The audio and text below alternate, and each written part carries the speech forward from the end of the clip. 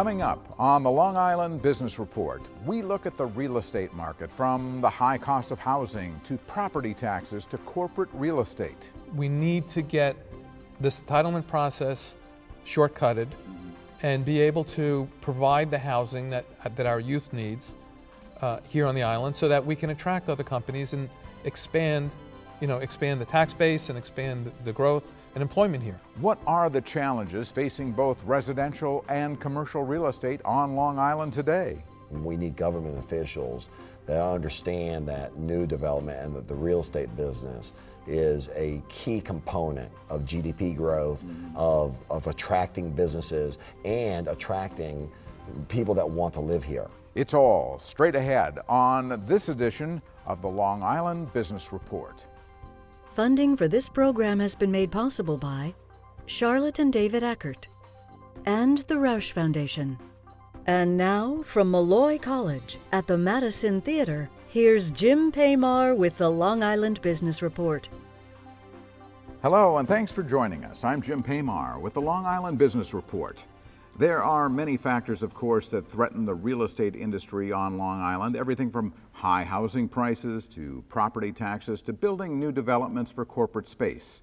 Joining me to discuss the challenges facing the residential and commercial markets are David Panetta, principal of Oxford and Simpson Realty, a major commercial real estate firm on the island, and Mark Hamer, principal of Timber Ridge Homes, a local residential development firm. David, Mark, thanks so much for being with us today. Jim, thank you. You know, we've gone through kind of a rough patch in terms of real estate all around the country. Long Island has been no exception. We've been hit hard. But Mark, tell me about housing prices. They seem to be on an upward trajectory. Is that the case? I'd say that they've stabilized, and we're, for the first time in 4 years, starting to see a price increase that's meaningful or material in the communities that we're selling in. What's driving that?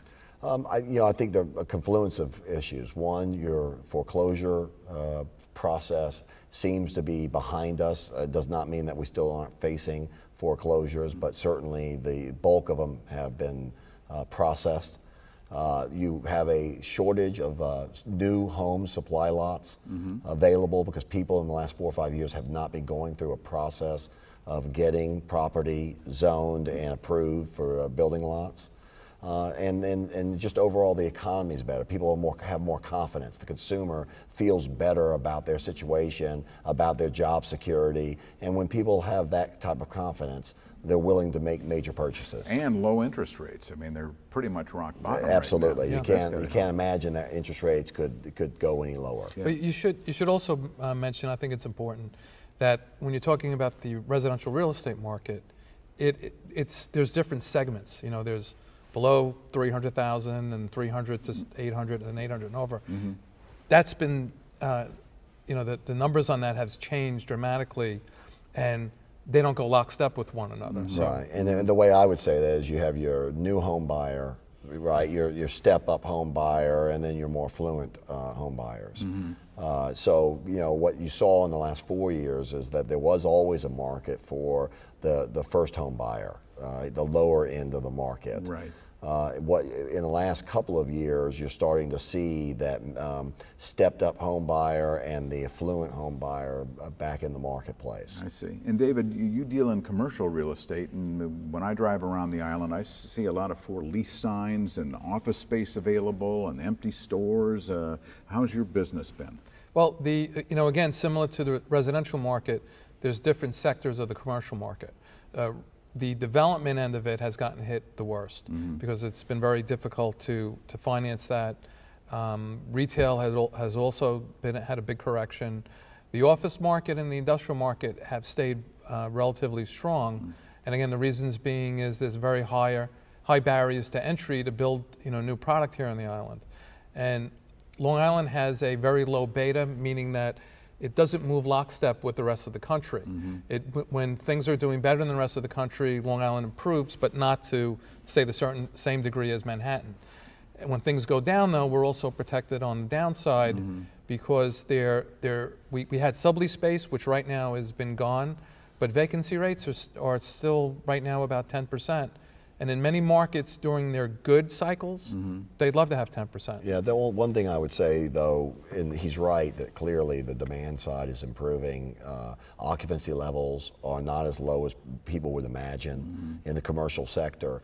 The one area where the commercial sector is still hurt and it needs to really be a focus for Long Island is the operating expense side of that equation is really difficult. You've got a high tax structure, you have high operating costs, you have high utility costs, and that's obviously driving down the margins. All right, so if you're a commercial owner of property, it's not been an easy time frame over the last 3-4 years to manage your business.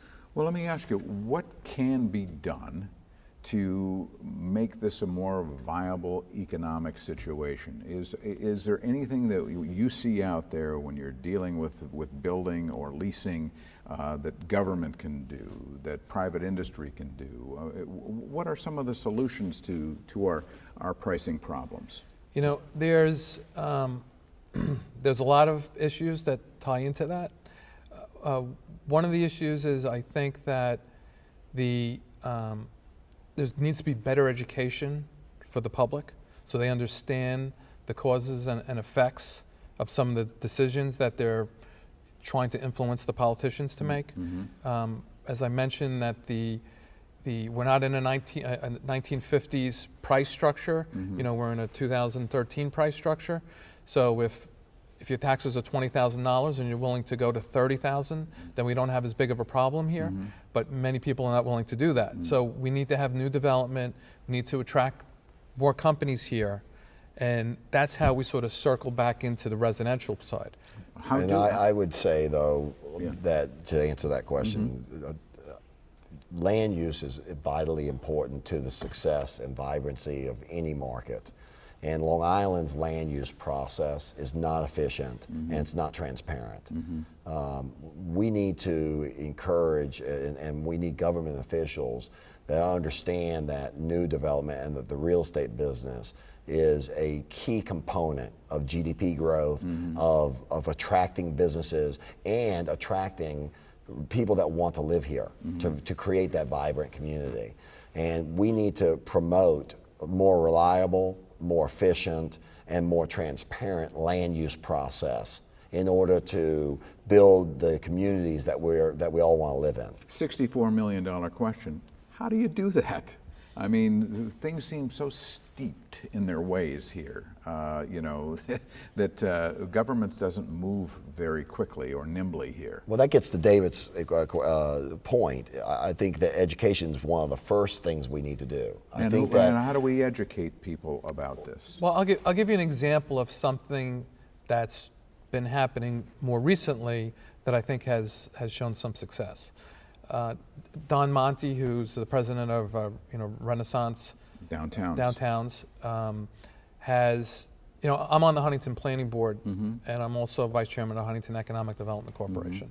So when we sent out an RFP to select the master developer. An RFP, you mean request for proposal? Correct. Yes. Okay. He was one of those developers, and when he came in, he gave a great presentation.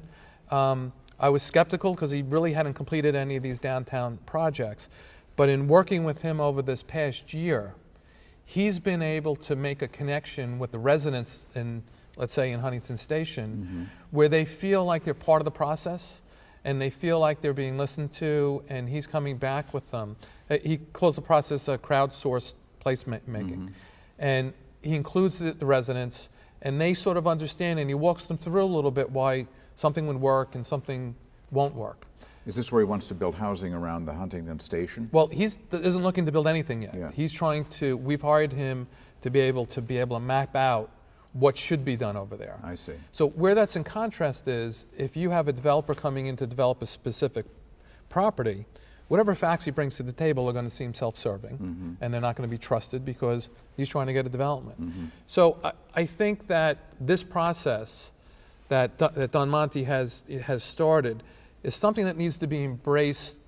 I don't want to say on the government side, but there needs to be this in a community before you're putting properties on the market. But the only thing I would add to that, okay, because I don't disagree that we've got to start, strategically looking at zoning, especially around transit hubs in villages. And Don Monte has been involved in several of those projects, and so I support it. But we've got to educate and start to learn what people in other cities are doing. There is a lot of exciting mixed-use projects going on that have been very successful, and Long Island needs to look beyond its own borders to understand what's really happening in land use, what's happening in the building trades, what's happening in livable communities. And we've been slow to embrace new product types. We've been slow to embrace changing the composition of our communities. Right. So that's a problem. It's almost like we were the nation's first suburb. The troops started coming back after World War II, after 1945, and we developed Levittown, and then this place started to sprawl, and then no one wanted to live in Brooklyn and Queens, and they kept coming out to Long Island, and we've grown to be about 3 million people now. But much of what we built was built in the 50s. It's not very aesthetically pleasing. It's not built necessarily around transit hubs where people can get to and from work or to and from their home to a shopping center. How do we change that? How do we rectify that? Well, right now I think we're in a unique period, that we've been in for a long time, is the transportation is being addressed. There's the double track from Ronkonkoma over to Farmingdale has now been approved and funded. The East Side Access, which is going to be another big boon for Long Island. When you see that type of infrastructure being planned, approved, funded, then you start seeing the secondary pieces coming into play. So now you have an express and a double track going to Farmingdale. So the most natural thing to do now is to have a north-south transportation, whether it's bus, rail, or whatever, probably bus, to be able to come up and down Route 110, connect Huntington train station, Farmingdale train station, Melville Employment Center. The Melville Employment Center, if you're looking at the industrial and office properties, is 30 million square feet. Wow. That's a huge center. We're in the process, actually, Mark and I are on a newly formed committee for the Melville Employment Center that's looking at land use, looking at infrastructure, looking at traffic patterns to see what we can do with this to make it more connectable. Right. And we've all heard about the TODs, which is transit-oriented development. There's something new that we're looking at, which is EOD, which is employment-oriented development, where in Melville, you could potentially put residential, so they can walk to work. If you're at the train station, you're taking the train to work. Right, and again, though I would say that we need to make the zoning codes more flexible. We were a community that originated in the post-World War II. Right. We, in that period of time, the single-family suburban lifestyle was what was vogue, and candidly, we created it with Levittown, right? But what we really need to be doing is understanding that the consumer taste and desires have changed. People don't necessarily want to live in a single-family home. We need to look at the variety of living choices: townhomes, condominiums, apartments for rent.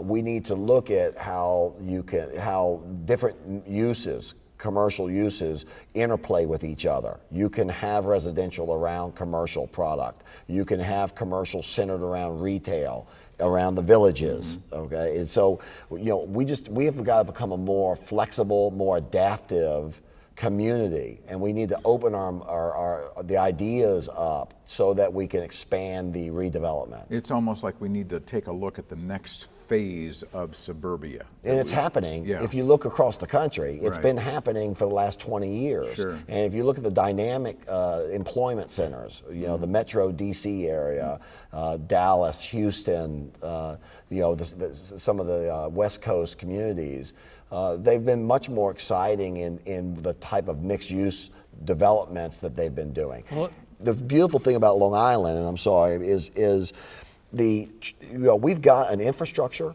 in place that most communities would dream of because of our transportation, because we now need to do is understand how to move those forward. Jim, to put this in perspective, 15 years ago, there was a study that Long Island needed another 100,000 units of rental apartments. Okay. I had breakfast with Mike Maturo, who's president of RXR, yesterday. Which is a real estate company. Yes, another real estate company. And he said, when we were discussing topics similar to this, and what he said, within the past 10 years, there's been 900 new rental apartment units in the past 10 years. That's So it. we need 100,000. There's been 900 in the past 10 years. And why is that?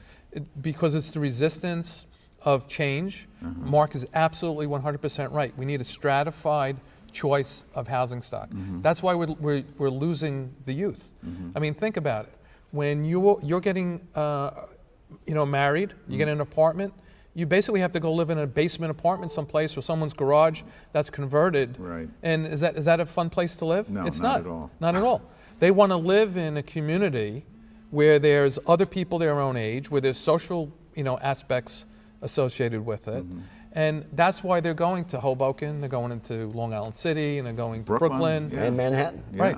right? If you can afford it. And that's a really key point in all of this. People say, well, it's affordability on Long Island. And David and I were talking about this earlier. It is, but it's not just affordability. It's desirability, because people that are young choose to live in Manhattan every day. Right. Right? Right. Nothing can be more expensive than living in Yeah, of Manhattan. course, yeah. Right? And they're willing to live, two people in a 700 square foot space, okay, because Manhattan's exciting. The clubs, the restaurants, the the bars, social yeah, aspect of it, yeah. desirability of working or living right next to where you work, all of that. Yeah. Long Island can create some of that without losing its character of being a suburban community to New York City. Right. And then when we talk about the commercial space, there seems to be like a cap on how big a building can be. Right. When Charles Wang wanted to build the Lighthouse project at the Coliseum, the town of Hempstead shot it down. There was going to be one large building there, but Right. what are we capped at, about 15 stories? Well, that's really about the highest that we've had here on the island. But the problem where this residential, and we're talking about the apartments, ties into the commercial, like say office space, is in order to get companies to come here in Long Island, Real Estate 101, companies go where the employees are. That's the first thing that they do. So if they can't come here and hire young employees, they're not coming here. Or guess what? When they're expanding and they need to hire more employees, they're leaving. They're going off the island. So what do we do?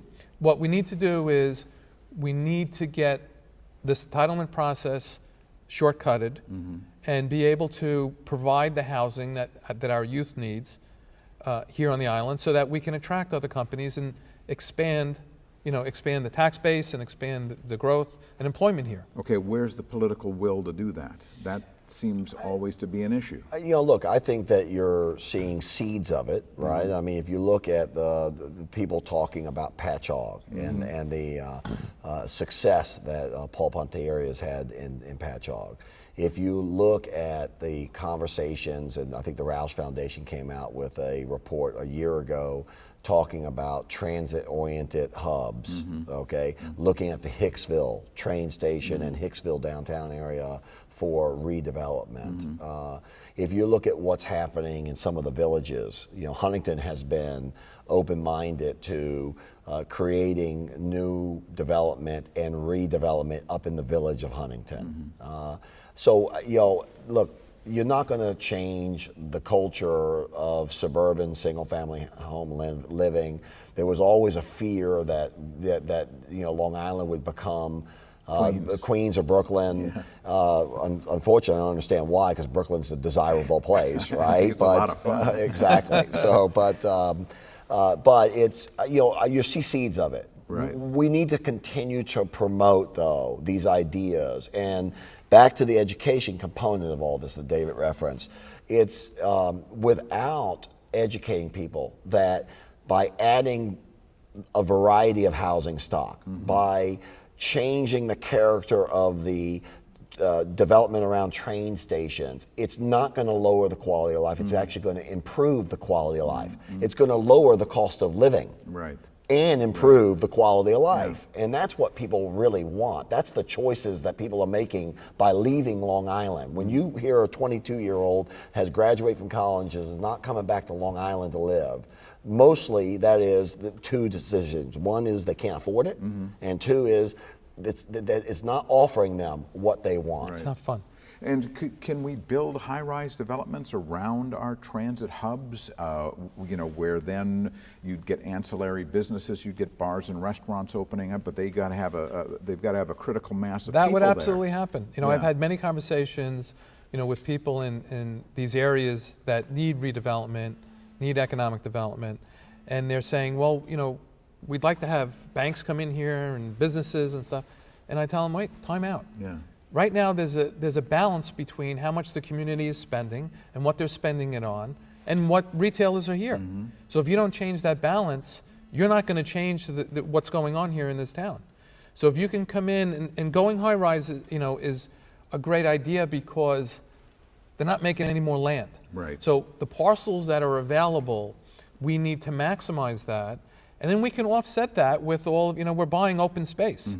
Nassau, Suffolk County, they're buying open space continuously. Right. So we need that, and we need those cores where I think, where Mark was leading into, is we need these sort of like mini cities where you're living there, you're working there, you're being entertained there, and that's a way to get more cars off the road as well. Right. And what about redeveloping areas that are pretty decrepit right about now? We have some areas of Long Island that if you could buy folks out, relocate them in a very feasible way so that their lifestyle wasn't destroyed, and redevelop wide swaths of the island. Is that possible? Yes, and developers would rather redevelop some of these spaces. If as a residential builder, we would much prefer to focus a townhouse community or a condo community around a Hicksville train station or a Port Washington train station, where the infrastructure and the transportation system is in place.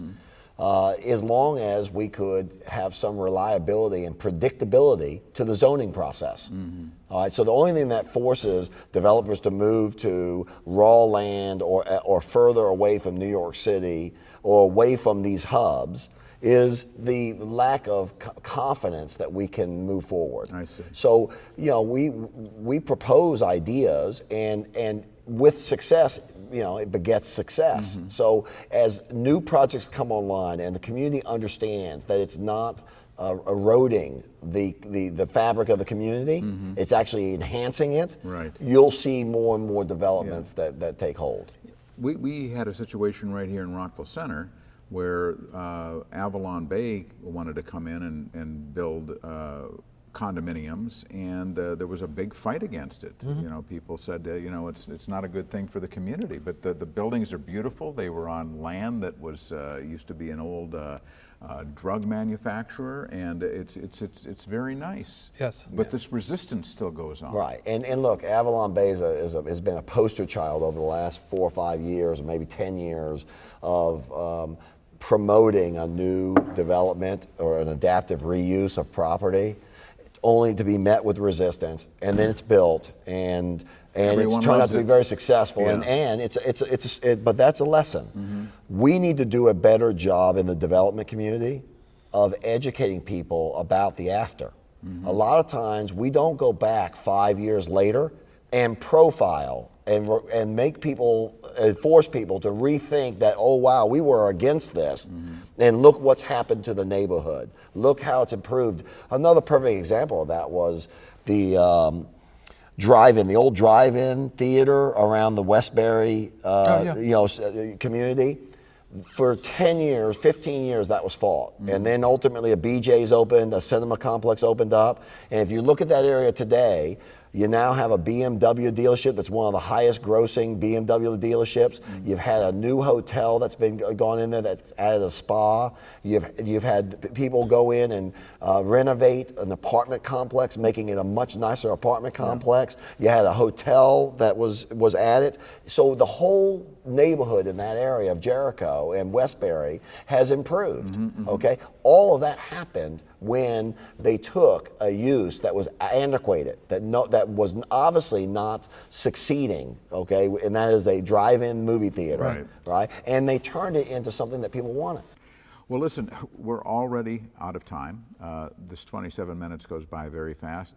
David Panetta, thank you so much for being with us. Mark Hamer, you as well. Very informative. We'll do it again. Lots to talk about. And that wraps up our conversation on Long Island real estate. For more on the Long Island Business Report, log on to our website. You can also find us on Facebook and join the conversation on Twitter. I'm Jim Paymar. Thank you for joining us for this edition of the Long Island Business Report, and we'll see you next time. Funding for this program was made possible by Charlotte and David Eckert and the Roush Foundation.